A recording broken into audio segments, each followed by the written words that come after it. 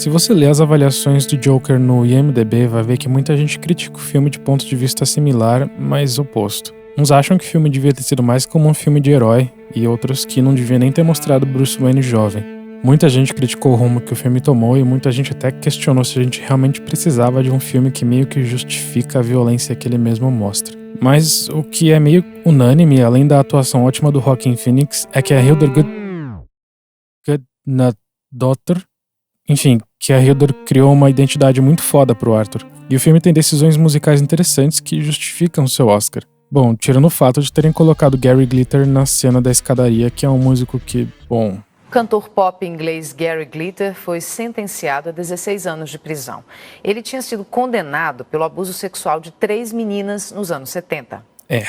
Mas tudo bem, porque ele vendeu os direitos dessa música faz tempo, então o seu ingresso não vai pagar os royalties de um pedófilo condenado. É óbvio, claro, que o que move as decisões do Oscar nunca é exclusivamente a obra em si, isolada. O contexto sempre vale.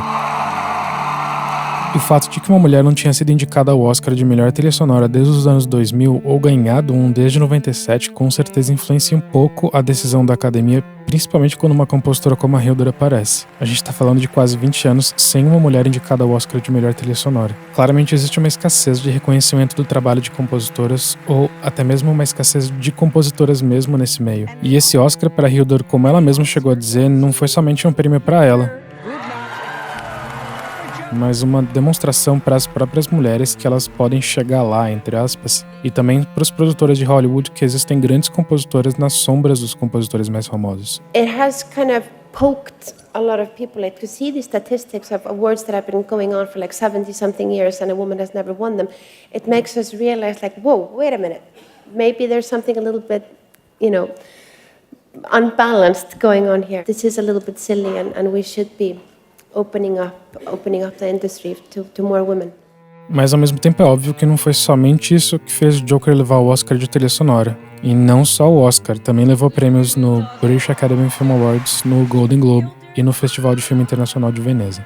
E se ganhou é porque tem alguma coisa no filme. E de fato tem, a gente tá falando de um filme que teve um processo de composição não usual, com uma conversa indireta entre compositor e ator no processo de composição. E enfim, a gente já vai falar disso, aguenta aí. A Hildur é uma violoncelista islandesa muito, mas muito fofa. Sério, vai ver as entrevistas dela. Ela é, muito fofa. That's something. Okay. Por ser violoncelista, é esse instrumento que é mais preeminentemente usado nas suas trilhas. Por mais que ela tenha tido treinamento clássico de violoncelo, nas composições dela a experimentação é sempre o cerne.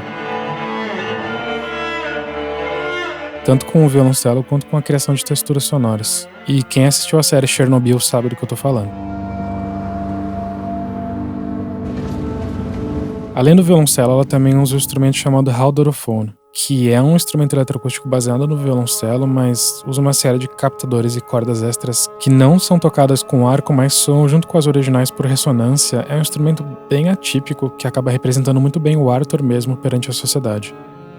Ao contrário do processo comum de produção de música para o filme, que é a composição começar meio que paralela à montagem e edição do filme, assim que a Hildur recebeu o script e começou a leitura, ela já se fechou no estúdio e começou a composição. Tanto que ela mesma disse que já tinha todos os temas do filme antes mesmo deles terminarem de filmar. E não só isso, ela mandava as músicas por Todd Phillips e em alguns casos ele botava as músicas para tocar no set para ajudar na atuação do Joaquin Phoenix. I wrote a lot of the music before they started shooting and then as they started shooting, they were using the music on set, and the music was able to inspire Joaquin's performances and the movements of the cinematography. Tocar música no set não é nada novo e o diretor Sergio Leone já costumava fazer isso. Algumas cenas do seu último filme, que é o Era Uma Vez na América, com a trilha do Ennio Morricone, foram filmadas com a música do filme tocando. O resultado é uma sincronia perfeita de ação com movimentos de câmera e a trilha sonora. O exemplo mais interessante desse processo em Joker foi, claro, a famosa cena do banheiro. A música influenciou tanto que a cena foi alterada completamente. Originalmente, o Arthur chegaria ao banheiro com uma preocupação de esconder a arma que ele acabou de usar para matar os caras do metrô. Mas não fazia muito sentido ele ter essa preocupação, não encaixava no personagem. E depois de uma conversa entre o Todd e o Joaquin, eles ouviram uma das músicas que a Hildur tinha composto e o Joaquin começou a dançar no set. Em pouco tempo eles já sabiam como a cena seria. Joaquin reagiu à música de Hildur Hildur se inspirou na performance de Joaquim para compor o restante da sua música, porque Todd Phillips ficava mandando as filmagens para Hildur e os dois meio que se ajudaram no processo de forma completamente indireta. Isso cria uma simbiose entre a atuação e a trilha sonora e o resultado só amplifica o produto final. So music and dance became a theme in the film, and this is the second time we see him dancing, and it's a little bit of Joker coming out, a little bit more than the scene before and a little bit less than the next time we see him dance. O Coringa não é um personagem inédito no cinema, mas a Hildur deixou claro que ela não se inspirou em nenhuma leitura prévia do personagem. Lembrando que a gente tá falando de Danny Elfman no Batman de 89, Hans Zimmer com O Cavaleiro das Trevas, Now I see the funny side. Steven Price no Suicide Squad. Porém, é interessante ver que tanto a Hildur com o Joker quanto Hans Zimmer com o Cavaleiro das Trevas investiram numa trilha sonora que foca mais em textura do que em temas musicais memoráveis e fortes. Então a trilha acaba meio que distanciando os dois filmes do gênero de super-herói, porque mesmo que essa falta de melodias marcantes e um investimento mais em textura seja uma tendência dos anos 2000, é difícil de lembrar de um filme de herói ou vilão que tenha uma música tão pouco melódica. Mas isso não significa que o Arthur não tenha o seu tema musical. Ele tem, e embora não seja uma única melodia como o de outros heróis e vilões do cinema, o tema de Arthur é, claro, é uma ideia musical recorrente, um desenho melódico em volta de um acorde menor e com a harmonia também sempre menor.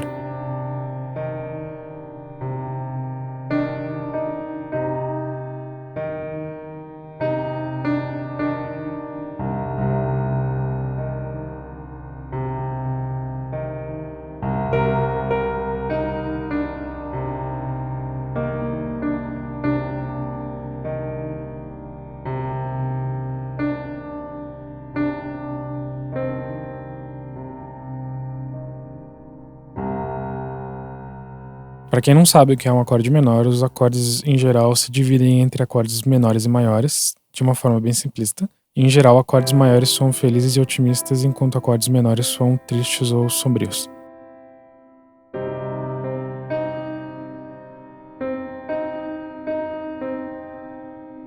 A característica do acorde menor é esse intervalo entre a primeira nota do acorde e sua terça, que no caso do acorde menor a gente chama isso de terça menor.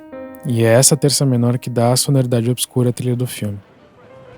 Não é a primeira música que a gente ouve no filme, tem aquele piano ragtime tocando na rua que já nos contextualiza essa Gotham nova-iorquiana do século passado, mas é a primeira música original do filme, que toca quando o Arthur está sendo agredido no beco.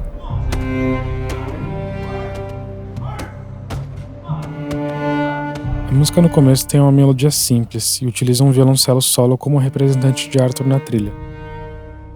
Segundo a Hildur, o tema dele é um grande porque eu não me encaixo.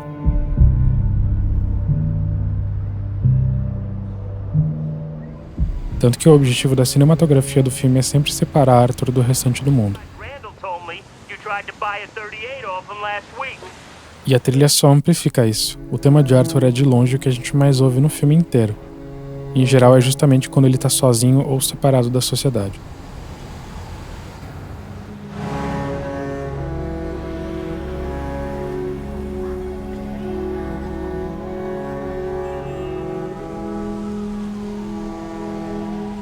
Cada vez que esse tema volta, ele vai ficando maior e maior e cada vez mais retorcido.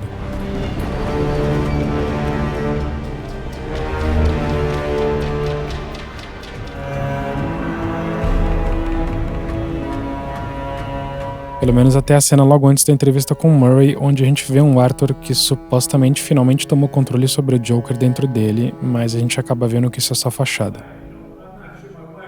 A gente fala que o tema do Arthur é com acordes menores, certo.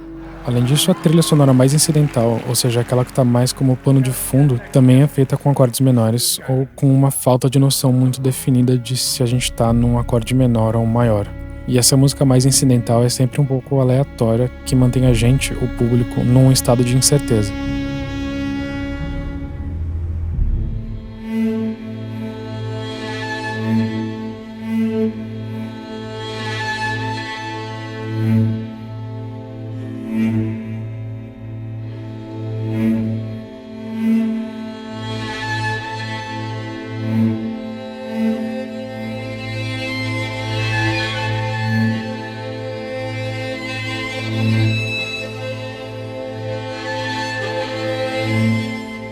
A gente não sabe se a gente tá com um personagem forte e marcante, nem se tudo é tão triste assim.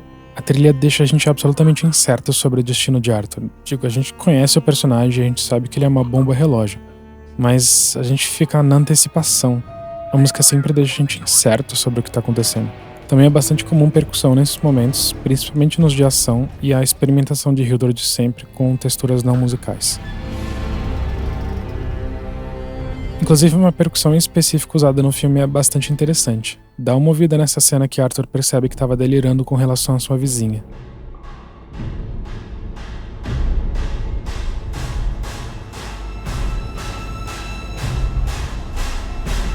E nessa cena, logo antes de assassinar o Murray,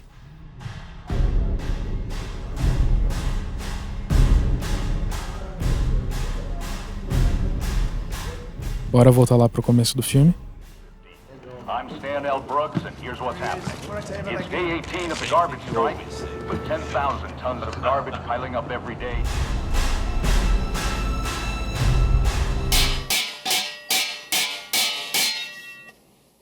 Pois é. Então, a gente tem uma música esclarecidamente menor no tema de Arthur e as músicas em menor e sem tom definido em cenas aleatórias. Mas e acordes maiores? Bom, 4. 4 cenas com acordes maiores. E essas 4 cenas são algumas das mais importantes do filme. 2 relacionadas a Arthur e 2 relacionadas ao Coringa. A primeira é quando Arthur se imagina com Murray, vendo nele quase que uma figura paterna, talvez. E essa cena ainda tem uma historinha musical um pouco mais longa. Nessa sequência de acordes maiores, logo inserido o tema de Arthur, que é em menor. Quando a gente percebe que ele está imaginando tudo aquilo, a harmonia volta para menor também. E acaba num acorde que não é nem maior ou menor. A Hildur faz isso em quase todas as músicas do filme. Elas nunca acabam num acorde maior ou menor, mas com um sem identidade de ser alegre ou triste. Isso reflete e ajuda a narrar a incerteza da jornada de Arthur.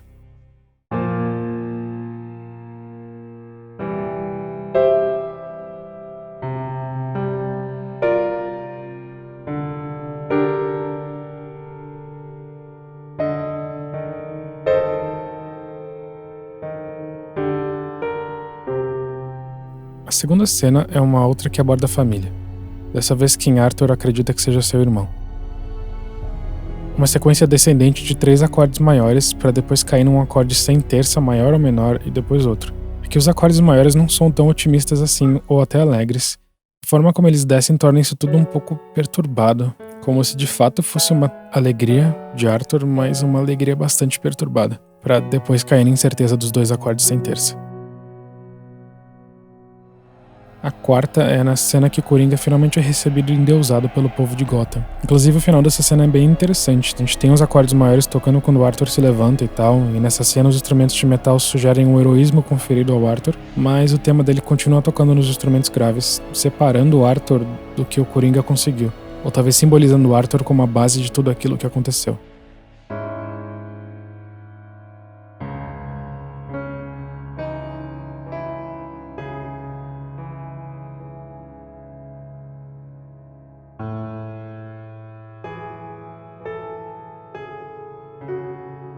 E no final, quando tudo passa, a gente volta a ver um Arthur sozinho e a música volta a tocar o seu tema somente no violoncelo.